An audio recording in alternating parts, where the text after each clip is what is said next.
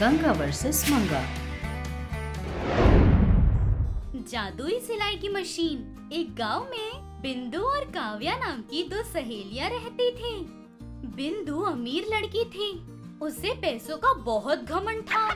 वो सबसे बेहतर है, सबसे ऊंची है, ये बोलने के लिए ही गरीब ही सही काव्या से दोस्ती कर लेती है। हर चीज की काव्या से तुलना करके काव्या को नीचा दिखाकर बात करती थी। फिर भी काव्या वो सारी बातें अपने दिल पे ना लेकर बिंदु के साथ मिलजुल कर रहती थी। ऐसे एक दिन बिंदु अपनी दूसरी सहेलियों के साथ मिलकर काव्या से मिलती है।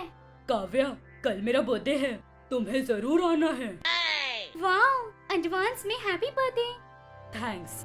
बात सुनो, कल ऐसे फटे पुराने कपड़ों से नहीं, कुछ अच्छा पहन कर आना, समझी? अगर तेरे पास नहीं है तो अभी मेरे घर चल, मेरे पास बहुत पुराने कपड़े हैं, दे देती हूँ। Oh no! ऐसे कहते ही काव्या धीरे से मुस्कुराती है। अभी हंसना नहीं, कल 4 लोगों के सामने मजाक मत बन जाना, समझी ना? हाँ। अच्छा, चलती हूँ, चलो। ऐसे बोलकर अपने सभी दोस्तों को लेकर वहाँ से जा रही थी। ऐसे जा रहे थे कि बिंदु की सहेली सिरी नाम की लड़की। क्यों ऐसे कहा उससे? तुम्हारे पुराने कपड़े उसके कपड़ों से ज्यादा अच्छे होंगे। तो मेरे ब्रांडेड कपड़े हैं, उसके पास कपड़े हैं, एक ही कपड़े को धुलकर हर दिन पहनती रहती है। सभी लोग तेरी तरह नहीं होते ना। इसलिए तो उसे मेरे पुराने कपड़े दूंगी कहा, आकर ले सकती है ना? नहीं लेगी, घमंड। उसे घमंड नहीं कहते, आत्मसम्मान कहते हैं। जब पैसे ही नहीं है तो आत्मसम्मान किस काम का? हाँ, चलो चलें। ऐसे बोलकर वहाँ से जा रहे थे। काव्या भी घर आ जाती है। घर आकर रसोई बना रही अपनी नानी के पास आकर, नानी, क्या बेटा? मुझे कपड़े सिलने की मशीन चाहिए नानी। अब तक के 100 बार पूछ चुकी हो तुम ये चीज, वो 100 बार मैंने कहा मुझसे नहीं हो पाएगा, फिर भी पीछा छोड़े बिना बार बार पूछ रही हो। मन बदल कर ले आऊंगी इसलिए। देखो, तुम्हारे माता पिता गुजर जाने के बाद से तुम्हें मैं ही देख रही हूँ। इस बुढ़ापे में घर घर जाकर काम कर रही हूँ। नानी की मदद करने का ख्याल नहीं, लेकिन पैसे कैसे खर्च कराएं इस बारे में बहुत सोचती हो। इसलिए पूछ रही हूँ नानी, तुम्हारी मदद करने के लिए। सिलाई की मशीन लाने पर उससे पैसे कमाऊंगी ये सोचकर। तुम कपड़े सिलाकर पैसे कमाओगी? तुम्हें सिलाना आता है? कभी भी मशीन देखी है? कैसे काटना है पता है? नहीं। तो फिर सिलाई की मशीन क्यों चाहिए?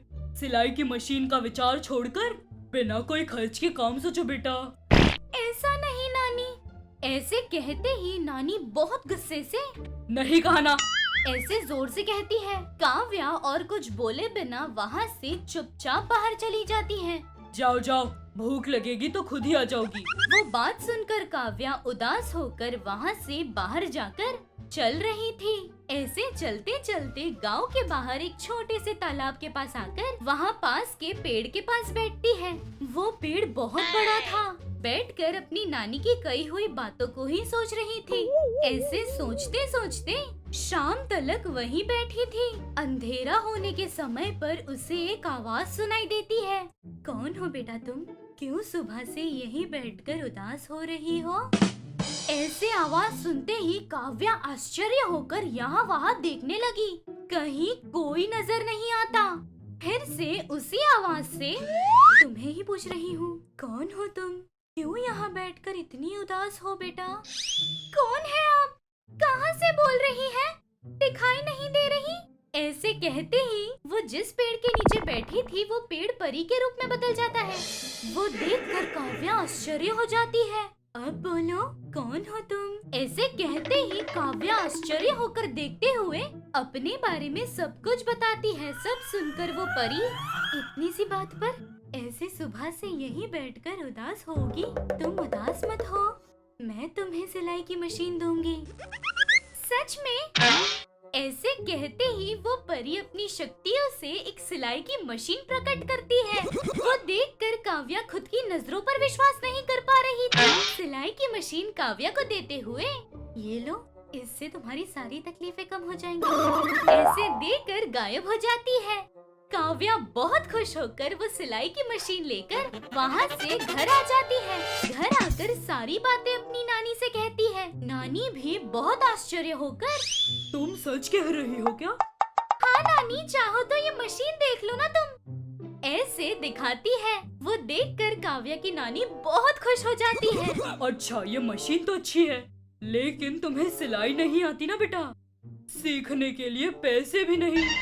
ऐसे कहते ही काव्या कुछ देर सोचकर, कोई बात नहीं नानी, मैं खुद से सीख लूंगी, ऐसे बोलकर अपने घर में रखा एक कपड़ा लेकर खुद के लिए कपड़ा सिलने का सोचकर शुरू करती है। देखते ही देखते एक बहुत प्यारा सा कपड़ा सिलकर अपनी नानी को दिखाती है। वो देखकर नानी शॉक। ये क्या बेटा, तुम्हें सिलाई नहीं आती फिर भी इतना अच्छा सिला? मुझे भी कुछ समझ नहीं आ रहा नानी, शायद ये सब कुछ इस मशीन की वजह से, इसमें शायद जादुई शक्तियाँ हैं। मेरे सिले बिना खुद से ही सिल ली। ऐसे बोलकर उस मशीन की शक्तियों के बारे में बात कर रहे थे। ऐसे उस दिन काव्या एक प्यारा सा कपड़ा सिलाकर अगले दिन बिंदु के बर्थडे पार्टी में जाती है। वहाँ सभी की नजर काव्या के ड्रेस के ऊपर। उसके इतने प्यारे ड्रेस पहनने पर शौक हो गई बिंदु काव्या के पास आकर, ये कपड़ा कहाँ से आया, कहाँ से चोरी किया? चोरी क्यों करूँगी, ये मैंने ही सिलाया, ऐसे सारी बातें बताती है। सब सुनकर बिंदु को भी ऐसी ही मशीन ले आनी है, इस बात का लालच जाग उठता है। अगले दिन बिंदु भी काव्या के बताए हुए पेड़ के नीचे जाकर बैठती है। शाम तक बैठने के बाद वो परी प्रकट होकर, क्या बात है, यहाँ क्यों बैठी है, ऐसे पूछती है। सिंधु के पास सब कुछ होने के बावजूद कुछ नहीं है कहकर झूठ कहती है। मेरा कोई नहीं, अनाथ हूँ, मुझे भी जादुई सिलाई की मशीन दोगी क्या? हाँ दूंगी, लेकिन तुम्हारी बात सच निकली तो ही शक्तियाँ काम करेंगी, नहीं तो सब बर्बाद हो जाएगा, समझ गई ना? ऐसे बोलकर सिलाई की मशीन देती है। सिलाई की मशीन मिलने की खुशी पर बिंदु उस परी की बातों को नजरअंदाज कर देती है। वो मशीन लेकर जल्दी से घर आ जाती है।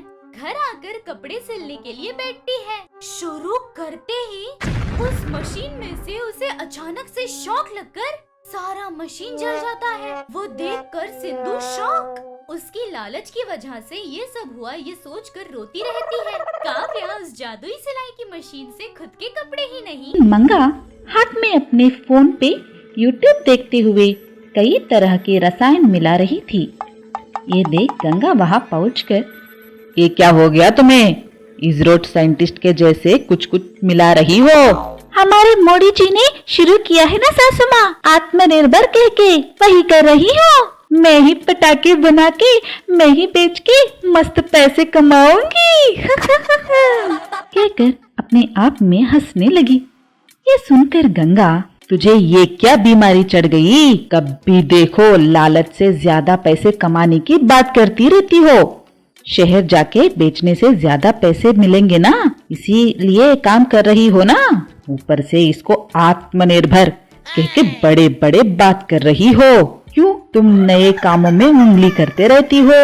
उसे सुनकर मंगा खुद से बनाए हुए मिर्ची पटाखा उठाकर गंगा को दिखा के, ये पटाखा में रहने वाली पोटेशियम हमारे खेत की है, अमोनियम हमारे घर के ऊपर पड़ा है, फास्फोरस हमारी बगीचे में निकलता है, ये हमारे लिए बहुत आसान है सासू माँ कहकर मंगा बहुत शान से हीरो जैसे बातें करने लगी। तुझे सुधारना चली आई, देख मेरी गलती है, जो भी कर ले मुझे क्या कहकर वहाँ से चली गई। पर मंगा वही बैठ के पटाखे बनाने लगी। थोड़ी देर बाद मंगा दिल में, हे भगवान, सुबह से कोशिश कर रही हूँ फिर भी इतने ही बने, ऐसा ही चला तो मैं कैसे पटाखे बेचूंगी कहकर सोचने लगी। इतने में उसको एक ख्याल आया। वो तुरंत अपने दोस्त शक्कर सुजाता के पास जाती है। मेरी प्यारी सुजी, मुझे पटाखे तैयारी करने में मेरा हाथ बटा देना, तुझे मैं 1 किलो शक्कर दूंगी।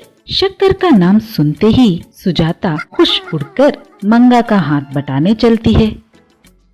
उस तरह दोनों मिलके पटाने बनाना शुरू करते हैं। करते वक्त सुजाता को एक डाउट आया। अरे मंगा, क्या ये पटाखे सच में फूटेंगे? मुझे कुछ शक हो रहा है। क्या है तेरी बकबक? ये शक तुझे क्यों आया? एक बार सोच, हम अपने मर्जी से केमिकल्स मिला रहे हैं। तुझे पूछूं तो यूट्यूब वीडियो दिखाती है, नहीं तो बच्चन जी जैसे बड़े बड़े बातें करती है। एक बार पटाखा जला के देखते हैं। तुम पगली हो पगली। मंगा का नाम सुना है? ये सिर्फ नाम नहीं है, ब्रांड है ब्रांड। तेरे लिए एक पटाखा जलाएंगे, कहकर बहुत कॉन्फिडेंस के साथ एक पटाखा निकालकर जलाती है। वो जलती नहीं है।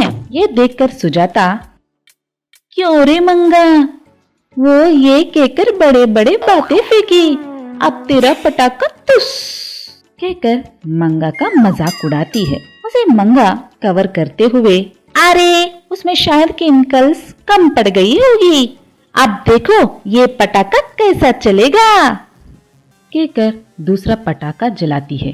पटाखे जल के फिरने लगता है। ये देखकर दोनों खुश उड़ते हैं, पर वो पटाखा जलना ही नहीं, फिरना शुरू करता है। फिरते फिरते वो ऊपर उड़ने लगा, पूरा घर घूमने लगा। ये देख के सुजाता डर के, ये क्या क्या हुआ, ऐसे क्यों उड़ रहा है? शायद केमिकल ज्यादा हो गया। वो पटाखा फिरते फिरते बाकी पटाखों पे ऊपर गिर के उसे पूरा पटाखे जलने लगते हैं। जल्दी ही सब पटाखे एक एक करके फूटने लगे। मंगा और सुजाता बीच में अटक गए। वो दोनों डर के मारे चीखने लगे, अरे भगवान, मुझे कोई बचाओ बचाओ बचाओ। कब देखो ये मुझे फंसा देती है, कोई मुझे बचाओ, मैं 1 किलो शक्कर दूंगी। उनकी चीखें सुनकर गंगा जल्दी जल्दी वहां पहुंचकर अपने जादू से पूरा आग बुझा देती है। बाद में वे दोनों दौड़ के चले आकर गंगा के गले लग जाते हैं। शुक्रिया सासू माँ, सॉरी सासू माँ, फिर कभी नए मामले में उंगली नहीं करूंगी। कभी ऐसे कामों में के वक्त निपुण के पर्यवेक्षण में ही करूंगी। बच्चों, तुम लोग भी पटाखे अपने माँ बाप के साथ ही जलाना, ठीक है? ये देख गंगा, चलो अब तो तुझे मजाक मिल गया, छोड़ो, कल दिवाली है, हम सब कल दिया जलाकर मिठाई बनाकर दिवाली मनाएंगे। दूसरे दिन सब मिलकर दिवाली मना लेते हैं। अरे ओ बच्चों, आपको भी हैप्पी दिवाली। अच्छे दिवाली मनाना। शाम को पटाखे जलाते वक्त कॉटन कपड़े ही पहनना, बाजू में एक बकेट पानी रख लेना। मेरी बहू जैसे पगले काम मत